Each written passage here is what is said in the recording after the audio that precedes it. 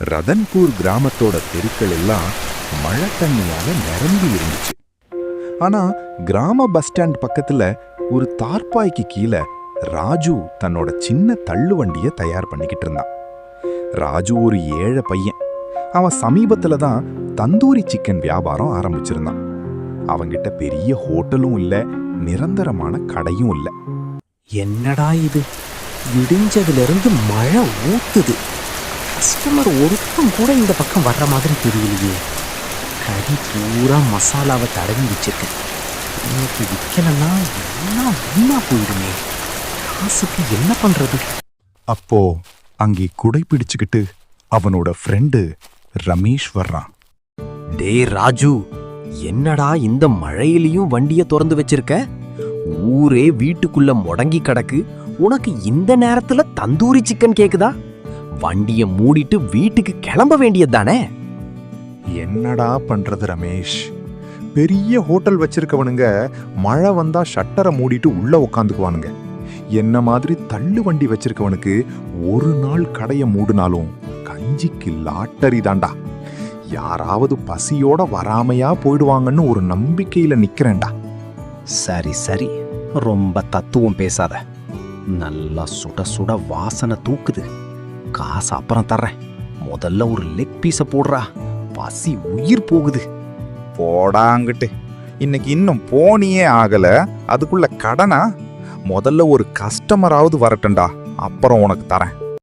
அப்போ கரெக்டா ஒரு பெரிய கருப்பு கலர் கார் பயங்கர வேகமா வந்து அந்த வண்டிக்கு முன்னாடி கீச்சுன்னு பிரேக் அடிச்சு நிக்குது. கார்ல இருந்து நல்லா கோட் சூட் போட்ட ஒரு பெரிய மனுஷன் இறங்குறாரு. அவரோட பேரு சேகர். அவர் சிட்டில பெரிய ஹோட்டல் செயின் வச்சிருக்காரு. தம்பி, கார் நடுவழியில பிரேக் டவுன் ஆயிடுச்சு. டிரைவர் மெக்கானிக்க கூப்பிட போயிருக்கான். காலையிலிருந்து ஒரு பொட்டு சாப்பாடு கூட சாப்பிடல. பயங்கர பசி. ஏதாவது சாப்பிட கிடைக்குமா?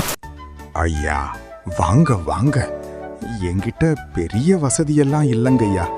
இந்த சின்ன வண்டியில தந்தூரி சிக்கன் மட்டும்தான் போடுறேன். சுட சுட போட்டு தர்றேன், சாப்பிடுறீங்களா? பா, இந்த வாசனைக்கே பசி இன்னும் அதிகமாகுது தம்பி. முதல்ல கொடு, எதுவா இருந்தாலும் பரவாயில்ல. ராஜு ரொம்ப பக்குவமா நெருப்பு கனல்ல சிக்கனை திருப்பி திருப்பி போட்டு நல்லா முறுமுறுன்னு மசாலா வாசனையோட ஒரு பிளேட்ல வச்சு சேகர் கிட்ட கொடுக்கறான். ஒரு வாய் சாப்பிட்டுட்டு கண்ணை மூடுறாரு. வா, என்ன தம்பி இது? நான் சென்னையில எத்தனையோ 5 ஸ்டார் ஹோட்டல்ல சாப்பிட்டிருக்கேன். ஆனா இந்த டேஸ்ட், இந்த மசாலா பக்குவம் எங்கேயுமே சாப்பிட்டது இல்லடா தம்பி. என்ன மசாலா யூஸ் பண்ற? இது எங்க அம்மாவோட கையப்பம் ஐயா. கடையில வாங்குற மசாலா இல்ல, நாங்களே வீட்ல அரைக்கிற சீக்ரெட் மசாலா. உன் கையில பெரிய கலை இருக்கு தம்பி. நீ ஏன் இந்த கிராமத்துல தள்ளு வண்டி வச்சு கஷ்டப்படுற? என் கூட சென்னைக்கு வந்துடு. என் ஹோட்டல்ல உன்னை மெயின் செஃப்பா ஆக்குறேன். மாசம் 1 லட்சம் சம்பளம் தர்றேன். என்ன சொல்ற? ராஜுவும் ரமேஷும் ஒருத்தரையொருத்தர் ஆச்சரியமா பாத்துக்கிறாங்க.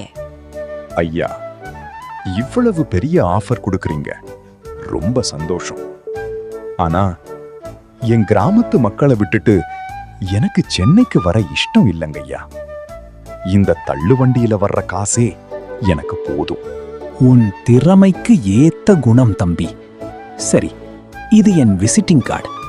எப்பவாவது உதவி தேவைப்பட்டா சென்னைக்கு வா, நான் பாத்துக்கிறேன். சேகர் பணத்தை கொடுத்துட்டு கார்ல கிளம்புறாரு. ராஜுவோட கடைக்கு பெரிய பெரிய கார்ல ஆளுங்க வர்றத அந்த ஊர்ல இருக்கிற பெரிய ஹோட்டல் முதலாளி வீரபாகு பார்த்தான். அவனுக்கு ராஜு மேல பயங்கர பொறாமை. தன் ஹோட்டலுக்கு வர்ற கஸ்டமரை எல்லாம் இந்த தள்ளுவண்டிக்காரன் இழுத்துக்கிறான்னு கோவப்பட்டான். தன்னோட ஆட்களை கூப்பிட்டு, டே, அந்த தள்ளுவண்டி பையன் நாளுக்கு நாள் சவுண்டு விடுறான். இன்னைக்கு நைட்டோட நைட்டா அவனோட வண்டியை அடிச்சு உடைச்சு அந்த மசாலா பாத்திரத்தை எல்லாம் தூக்கி போடுங்கடா. அவன் நாளைக்கு கடையை திறக்கவே கூடாது. அதே மாதிரி அன்னைக்கு நைட்டு ராஜு வீட்டுக்கு போனதுக்கு அப்புறம் வீரபாகுவோட ஆட்கள் வந்து ராஜுவோட தள்ளுவண்டிய அடியோடு அடிச்சு உடைச்சு அவனோட மசாலா சட்டியெல்லாம் ரோட்ல ஊத்திட்டு போயிடுறாங்க. மறுநாள் காலையில ஓடி வந்து வண்டிய பார்த்து அழுகிறான். ஐயோ, என் வண்டி இப்படி ஆகிடுச்சே. என் வாழ்வாதாரமே இந்த வண்டி தானே. இத நம்பித்தானே என் குடும்பமே இருக்கு. யாரா என் வயித்துல அடிச்சது? டேய் ராஜு, இது கண்டிப்பா அந்த வீரபாகுவோட வேலைதான்டா. அவன்தான் உன் மேல கண்ணா இருந்தான். இப்போ நாம என்ன பண்ணுவோம்? புது வண்டி செய்ய கூட நம்ம கிட்ட காசு இல்லையே.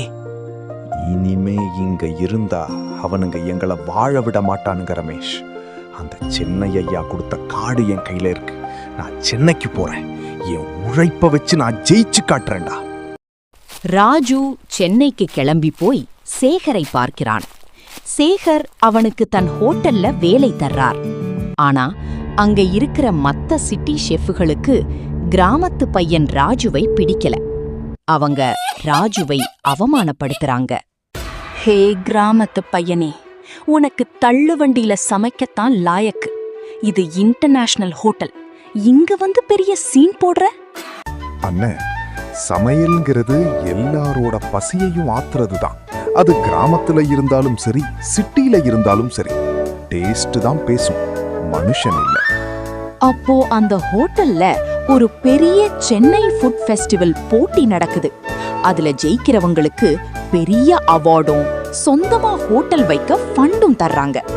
அந்த போட்டிக்கு நடுவராக வீரபாகுவும் சென்னைக்கு வந்திருக்கான். ராஜுவை பார்த்து நக்கலா சிரிக்கிறான். டேய் தள்ளுவண்டிக்காரா, இங்கேயும் வந்துட்டியா? இங்க இருக்கிற ஃபாரின் டிஷ்ஷுக்கு முன்னாடி உன் தந்தூரி சிக்கன் எல்லாம் எடுபடாதடா.